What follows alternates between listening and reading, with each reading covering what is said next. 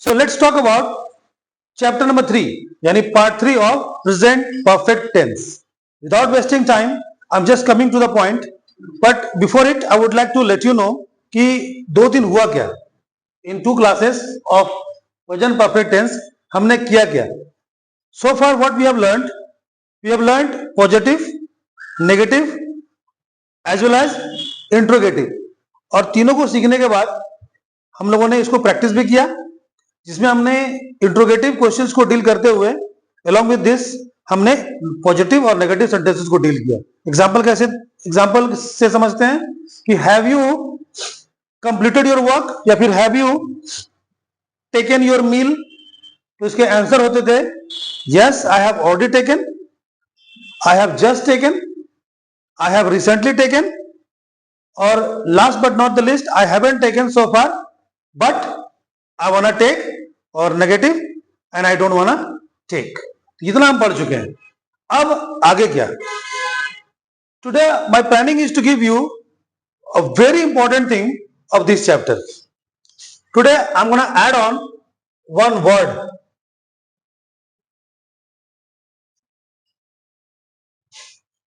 Ever, right? Ever word is going to be added in this chapter today, or ever will bring a special meaning of this chapter. At first हम समझते हैं कि ever का मतलब होता क्या है. Ever का मतलब अगर मैं हिंदी में समझाऊं, The Hindi meaning of ever is कभी. अब समझते हैं कि कभी, The Hindi meaning of ever is कभी, right? अब सवाल ये उठता है कि कभी का मतलब क्या होता है. What does it mean by? तो कभी को जरा हम लोग पहले समझते हैं कि what is the meaning of कभी.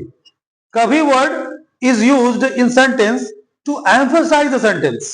यानी सेंटेंस को प्रेशराइज करने के लिए हम ever का प्रयोग करते हैं. अगर मैं इसको ऐसे लिखूं, टू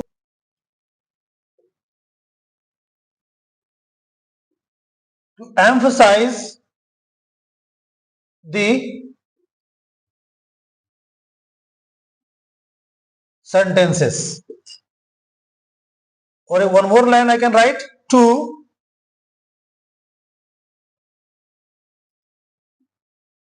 the sentences. दो चीजें मैंने लिखी हैं. You can understand it by reading, by watching and by understanding these two words.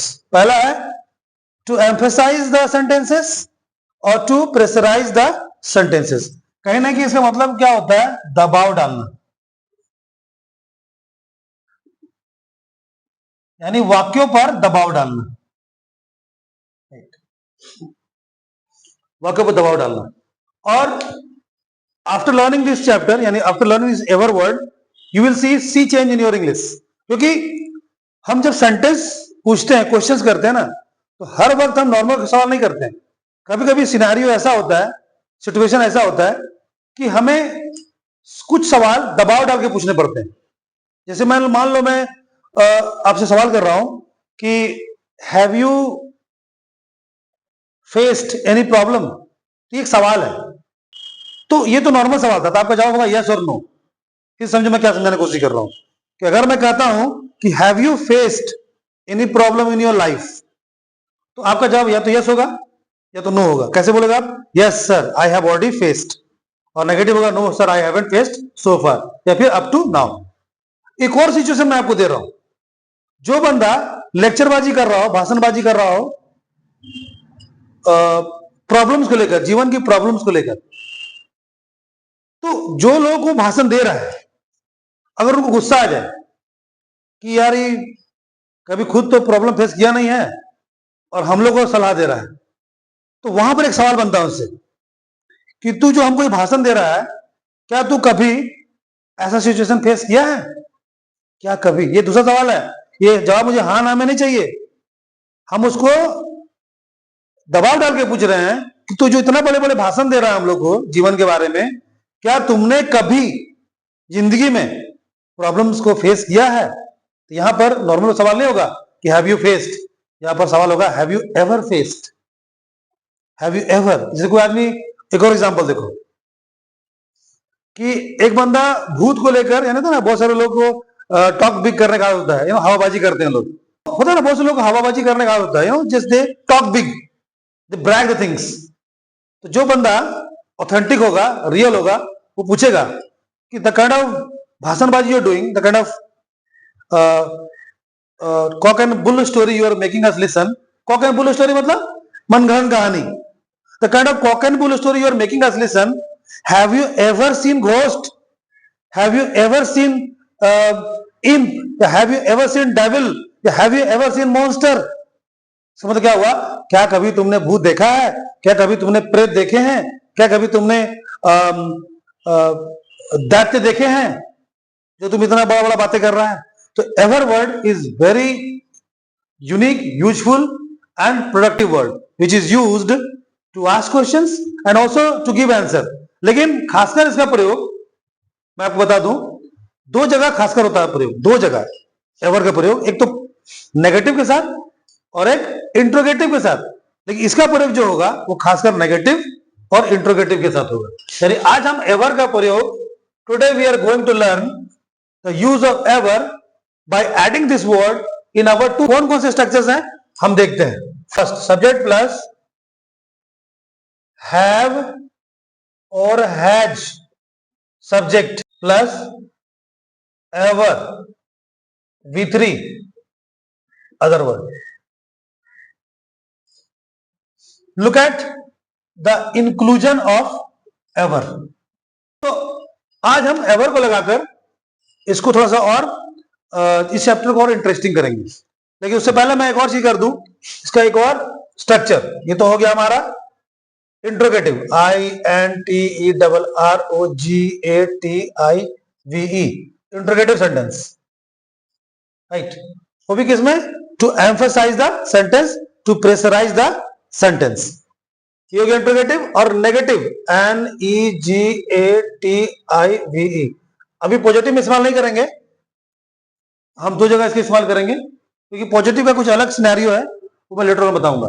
अभी समझते हैं फिलहाल कि एवर का प्रयोग two places, first with interrogative और सेकंड विथ नेगेटिव।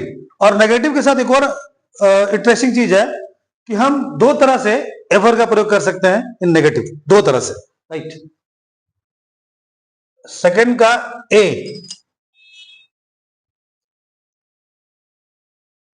अभी फर्स्ट मैंने बताया, अब second structure, subject plus have या फिर has, never, ever plus V3 other word.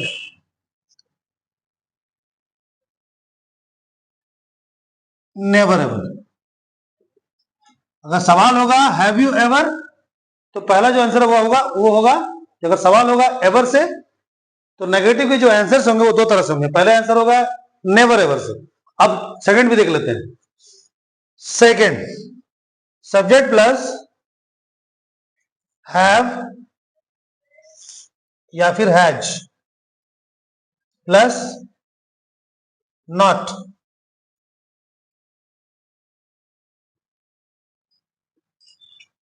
अगर एवर से सवाल होता है तो you have to keep one thing in your mind कि नेगेटिव सेंटेंसेस, यानी जो उसके आंसर होंगे वो नेगेटिव में होंगे, यानी नेगेटिव में हम एवर का प्रयोग करेंगे।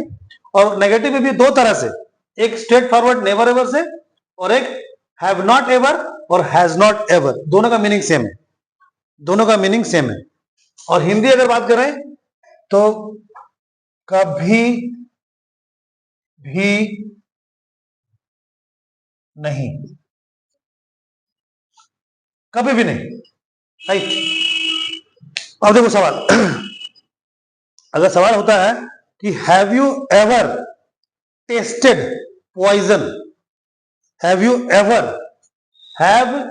एवर टेस्टेड पॉइजन, तो पॉइजन ऐसा चीज है अगर एक बार टेस्ट कर लिया तो दोबारा जिंदगी नहीं बचेगा टेस्ट करने के लिए। अंडरस्टूड? ये ओटीपी जैसा है, वन टाइम पासवर्ड होता है ना, ये भी वन टाइम पासवर्ड जैसा ही है कि एक ही बार यूज होगा, फर्स्ट एंड लास्ट। तो ऑफकोर्स किसी ने नहीं किया होगा, तो जवाब बड़ा ना में होगा, बड़ा ना।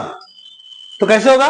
No, I have never ever tested poison, यानी नहीं, मैंने कभी भी जहर का स्वाद नहीं चखा है। अंडरस्टूड? अब इसी चीज को हम एक और तरीके से बोल सकते हैं, I haven't ever tested poison. Understood?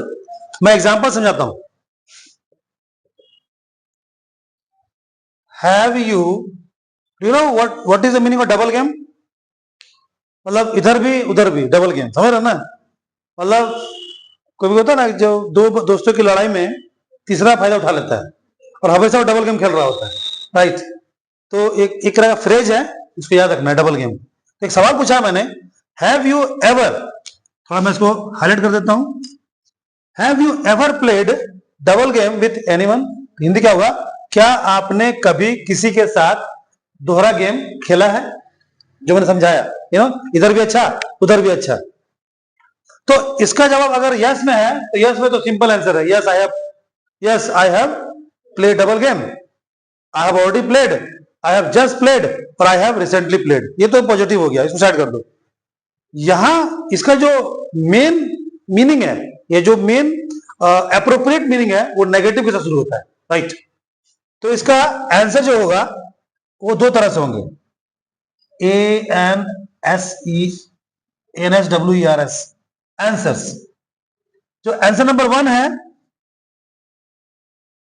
I have, मैं हाईलाइट कर देता हूं, अब never ever played double game with anyone, ये वाला बोला मैंने। अब never ever played double game with anyone. अब आते हैं स्ट्रक्चर नंबर 2 यानी बी।